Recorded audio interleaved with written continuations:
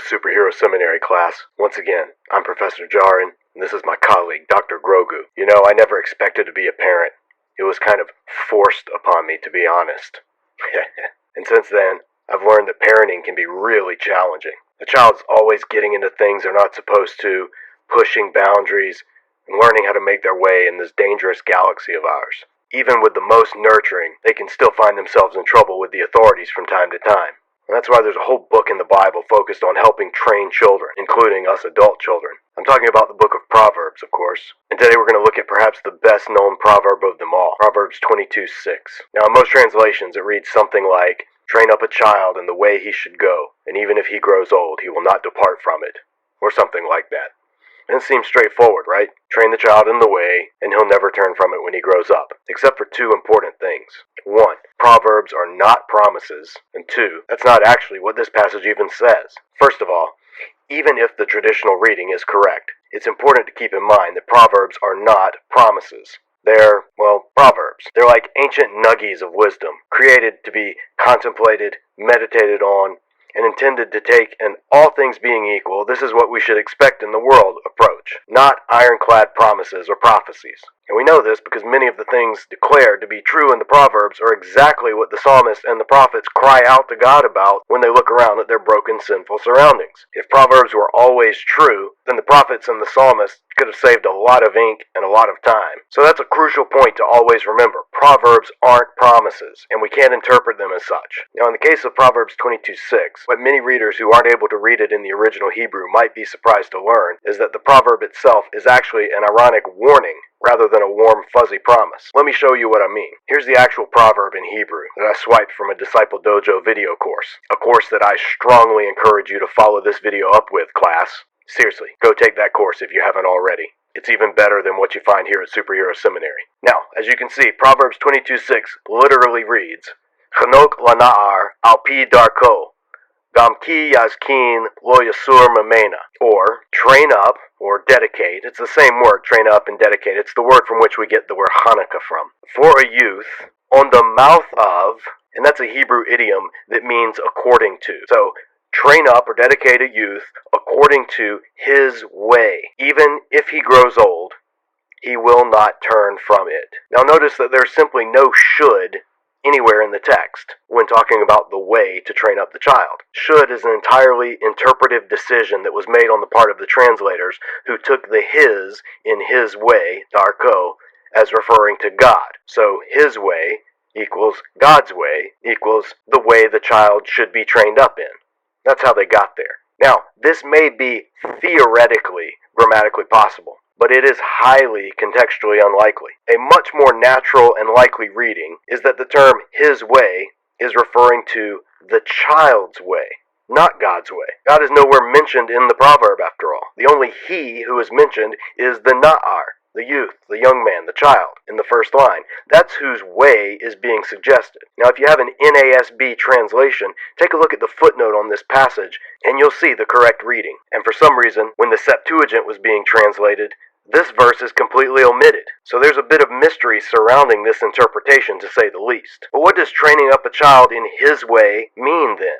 And why would the proverb command it? Well, remember, proverbs are like little word puzzles, sayings meant to be pondered and mulled over by the audience. They can contain sarcasm, irony, playfulness, or nuances that are intended to be explored and unpacked by those who are seeking wisdom. That's what wisdom literature does. So sometimes a proverb will give an ironic or sarcastic command to do something in order to emphasize vividly the folly of doing that very thing. Here's an example. Look at Proverbs 19:27. It says, literally, "Cease, my son, to listen to discipline, in order to stray from words of knowledge." This is an ironic command, similar to how I might tell a perp, "Keep running and I'll have to bring you in cold."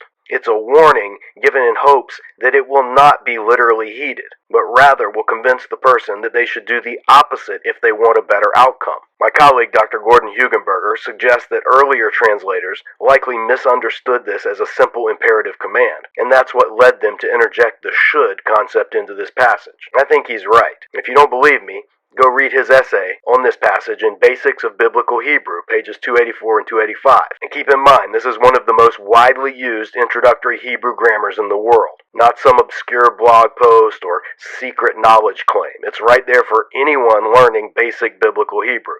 I think Hugenberger is absolutely right. I think Proverbs 22:6 is a warning, not a promise. It's a warning against training up a child in his way, that is, spoiling him, letting him do whatever he wants, and have his way in life. While that may feel good in the moment, especially to a parent who's tired and weary from correcting and disciplining their children, and who just wants some peace in the house for a change, or who wants to be seen as the cool parent that all their kids' friends love hanging out with, who considers their kid their best friend, and make no mistake, the proverb writer is saying if you want a spoiled adult, then by all means go ahead and spoil your child. Because without an act of God, spoiled, self-centered kids grow up to become insufferable, socially inept adults. And sometimes worse. This not only makes better grammatical sense, it also fits squarely in line with the overall thrust of the book regarding the need for training and discipline in order to raise children into responsible and flourishing adults. Look at Proverbs 19:18. It says, "Discipline your son while there is still hope. Do not set your heart on his destruction." Or Proverbs 29:17. "Discipline your son and he will give you rest. He will give delight to your heart." These and so many other proverbs are emphasizing the need for parents to discipline, to take active roles in their children's lives, to form and shape, not heavy-handedly, certainly not abusively, but through loving, patient, understanding, godly discipline that every child needs. And if you don't think children need discipline, work in a nursery or an elementary school for 5 minutes and then come talk to me. And there's another reason that we need to abandon the traditional understanding of this proverb. There are many parents, including some in the pages of Scripture, who were godly parents and did train up their children in the way. And yet the child eventually grew up and left the faith. Countless faithful parents have been absolutely tormented by this Bible promise when their kids, who they poured into as best as anyone could, left the faith, got involved in all manner of wretched scum and villainy, and died without ever having made a prodigal son turnaround in their lives. For those parents, the traditional understanding of this verse hits like a blaster to the heart without any armor. We could have done more. We weren't godly parents. It's our fault. We're to blame. And instead of the biblical wisdom intended by the sage, they hear only condemnation and blame for not having trained up their child in the way he should go. So pastors, stop preaching this verse as a promise. Parents, I know it's a heartwarming thing to have embroidered over their crib or shared on Instagram alongside pictures of you doing awesome parent stuff with them, but it's not a promise of anything. What Proverbs 22:6 is actually saying is basically, if you want to end up with a terrible kid you unleashed into the galaxy, this is the way. Speaking of training up a child, it's time to get Dr. Grogu here to lightsaber class over in the gymnasium.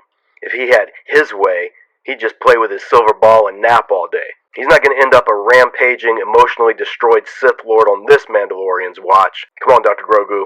We can stop for cookies and blue milk when you're done. How does that sound? Class dismissed.